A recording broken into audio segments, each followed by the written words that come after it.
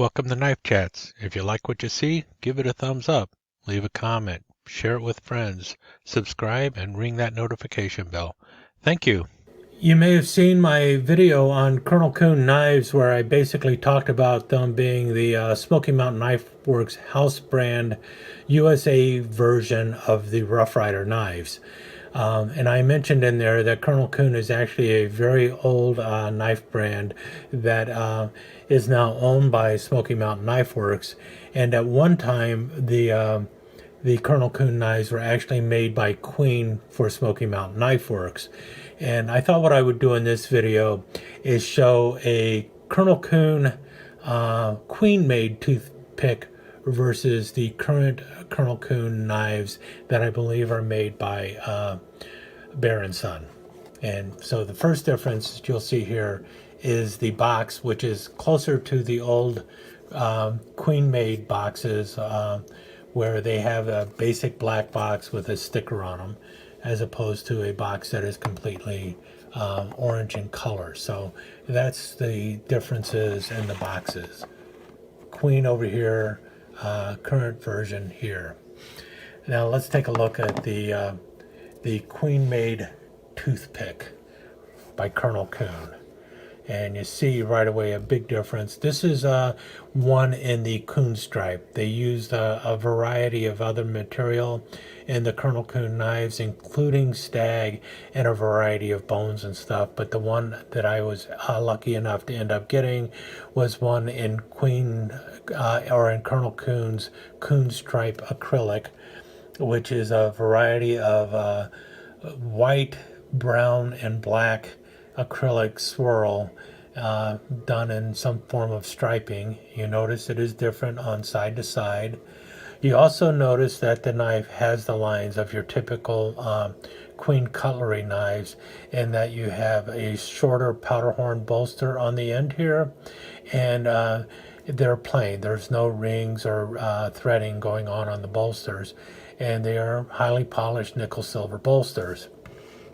You also notice here that you have the brass liners and the stainless steel back spring, and just a plain double C Colonel Coon shield versus the Colonel Coon Raccoon shield. Now, to be honest with you, I like the Colonel Coon Raccoon shield better than the old double C shields. I think it looks a whole lot cooler, a whole lot nicer and everything. You also notice here that the Coon Stripe version does not have exposed pins. Now, the ones that were done in stag and in bone and such, they would have had the exposed brass pins, but this one does not. Let's move on to the blade. And I've already opened this once today, so you will see some fingerprints on there because of just how highly polished it is. Let's get those fingerprints wiped off.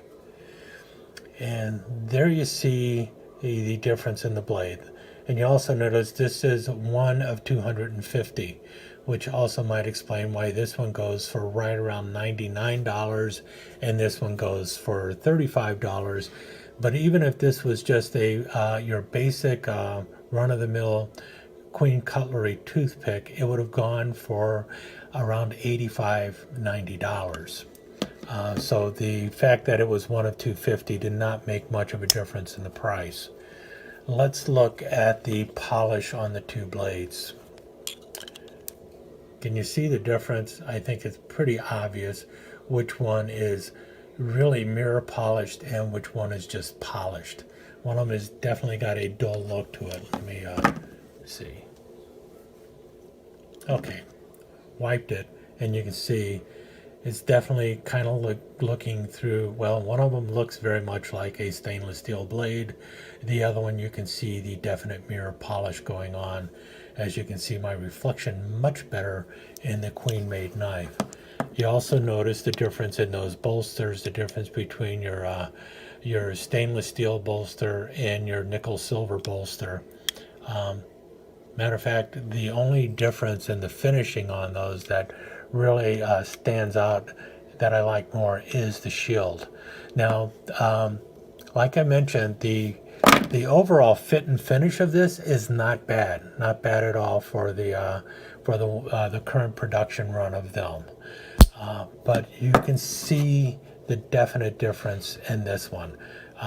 The nice slender build, the wonderful blade, the fact that there is absolutely no wobble in that blade whatsoever. It is nice and tight, very good pressure on the back spring there, versus what you have here where there is a slight wobble, ever so slight. You can feel it, but it is nothing that would stop from or detract from use on it, but not nearly the pressure to close it.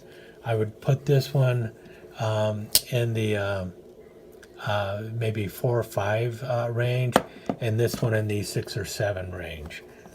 And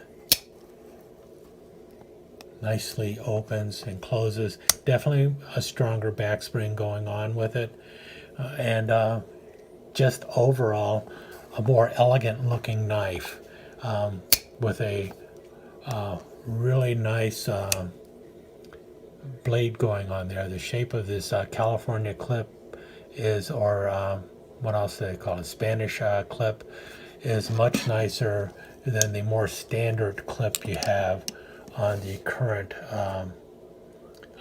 Colonel Coon knives. So you can see the definite difference, but at the same time, these older Queen-made Colonel Coons were really designed as a more high-end knife and not so much for the everyday users. Fewer people are willing to spend $95 to $100 for a knife that they're going to throw in their pocket and use every day. And that's really what the older Colonel Coon knives were like. These newer ones are in the $30 to $35 range, and they are much more user-friendly.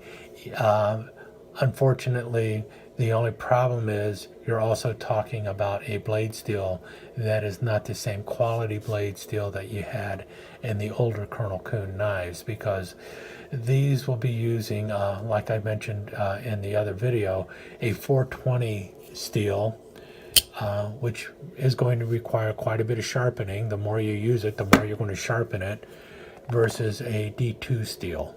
So that was the other difference in it. But you're also talking about which one can most people afford, and that, I think, is why these current Colonel Coon knives are really not a bad option for people who are looking for a USA knife and are on a budget. Stick around for the slideshow.